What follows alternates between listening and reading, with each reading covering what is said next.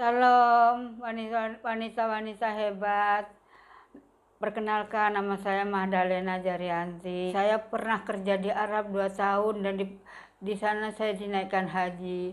Tapi begitu pulang ke Indonesia, anak saya semuanya mengikuti agama Kristen. Akhirnya saya kecewa dan menangis. Kenapa anak saya kok ikut Kristen, padahal saya paling benci sama Kristen itu. Apalagi mendengar anak saya diikut Kristen, melihat kalender aja saya robek-robek di depan anak saya. Ini adalah bukan Allah ini, kenapa digambar-gambar di sini gitu, karena bencinya saya. Tapi dalam hati saya selalu nanyain, kenapa sih anak saya kok ikut Kristen, siapakah sebetulnya Isa itu. Itulah pertanyaan saya selalu, siapa sebetulnya Isa. Saya ingin tahu kayak apa sih Nabi Isa itu. Akhirnya saya membaca suatu kitab yang menyatakan bahwa Nabi Isa itu adalah Rohulullah. Terus saya ketemu dengan teman saya ikut karena rindunya saya kepada ingin tahunya keadaan Tuhan, keadaan Nabi Isa itu bagaimana. Saya ikut persekutuan dengan sembunyi-sembunyi. Bagaimanalah teman-teman semuanya, anak-anak semuanya. Saya seorang hajah, mana mengajar di sekolah madrasah, mana jadi pendakwah, dan lagi di lingkungan di sini banyak orang Muslim. Oleh RT-nya saya disuruh mengajar ngaji. Saya mengajar ngaji, terus suruh mengajar sekolah madrasah. Saya mengajar sekolah madrasah, dan kalau ada perkumpulan, ada yasinan, saya selalu jadi pendakwah karena saya seorang haji. Di situ waktu itu jarang orang haji selain saya. Selain saya nggak ada, dan makanya saya selalu dipakai oleh orang-orang situ untuk mengajar ngaji, untuk dakwah, untuk mengajar madrasah. Yaitu saya heran, saya bisa mengajar orang-orang, kenapa anak-anak saya nggak bisa mengajar. Kok anak saya bilangnya ikut Nabi Isa, Tuhan Yesus. Siapakah Tuhan Yesus itu? Saya selalu nanya dalam hati saya, siapakah Tuhan Yesus itu?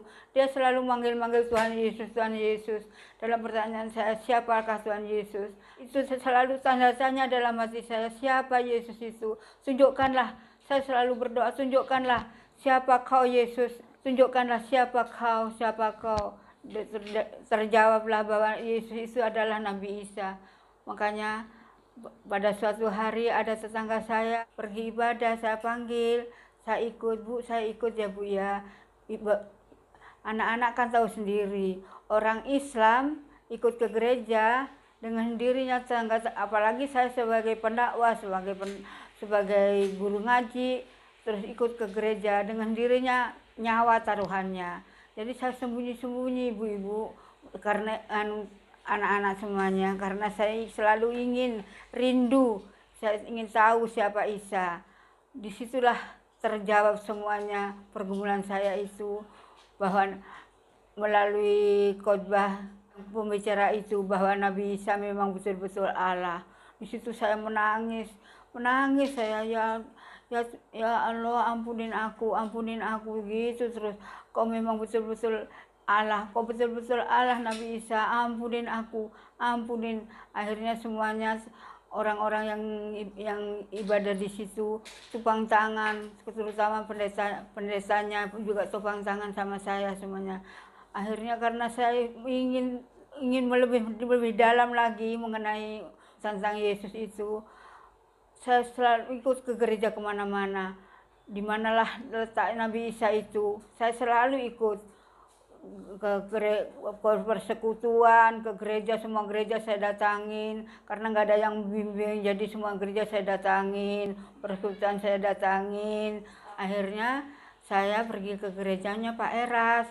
Di situ saya dibimbing oleh Pak Eras, lantas dipermandikannya oleh Pak Eras.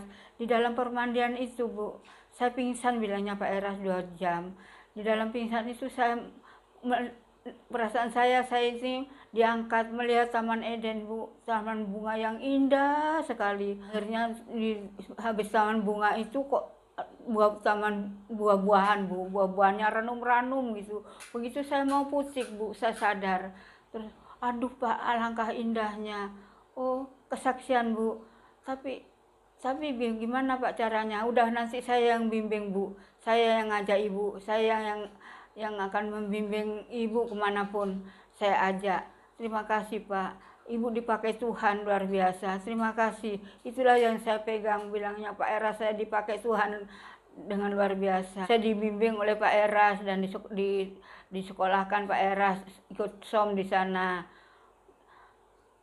Dalam kemudian anak-anak datang ke Jakarta, kita diajak pindah ke Jakarta, ke Jawa Barat. Di Jawa Barat saya cari gereja yang sepaham dengan anak saya ketemu dengan gereja yang sepaham dengan anak saya, gerejanya Pak Yongki. Di situ Pak Yongki ngeliatin kesetiaan saya selalu setia, selalu doa.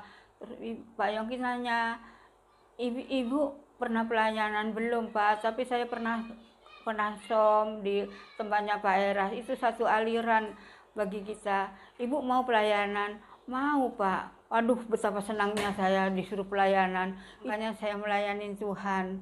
Tuhan memanggil saya, bukan saya dipanggil Tuhan. Tuhan memakai saya, bukan saya memakai Tuhan, tapi Tuhan memakai saya untuk menjadikan pendoa syafaat. Di situ oleh Pak Yongki saya dijadikan pendoa syafaat sampai sekarang, sampai masa tua ini. Saya selalu setia karena saya ingin selalu dekat sama Tuhan. Saya tiap ada persekutuan selalu ikut dimanapun persekutuan. Dan ke gereja itu, biarpun hujan saya datang juga ke gereja, padahal jauh. Ibu-ibu gereja dengan rumah saya harus naik ojek. Saya selalu naik ojek. Biarpun saya sakit, kalau cuma panas sedikit saja, tidak saya heran-heran. Saya tetap ke gereja. Waktu dulu ibu-ibu kalau doa itu jam 5. Hari Minggu itu jam 5.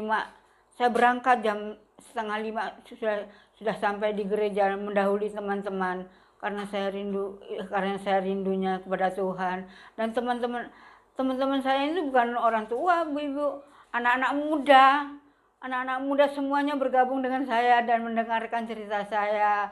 Oh ya, bercanda-canda. Jadi biarpun tua, saya jadi jiwa muda karena saya selalu bergaul dengan anak muda. Malahan anak-anak sekolah minggu juga datang gitu. Saya selalu suka cita di tempat gerejanya Pak Yongki itu. Dipakai sampai sekarang. Saya dipakai Tuhan sampai sekarang. Maka ibu-ibu janganlah gentar, janganlah takut ikut Tuhan. Tuhan tidak akan membiarkan kita jatuh tergeletak. Tuhan akan menantang saya kemanapun kita mau pergi. Dan Tuhan pasti memanggil ibu seperti Tuhan memanggil saya. Bukan ibu memanggil Tuhan, tapi Tuhan memanggil untuk melayaninya. Sekian kesaksian saya supaya menjadi berkat bagi wanita-wanita hebat. Salam, Tuhan memberkati. Bye-bye.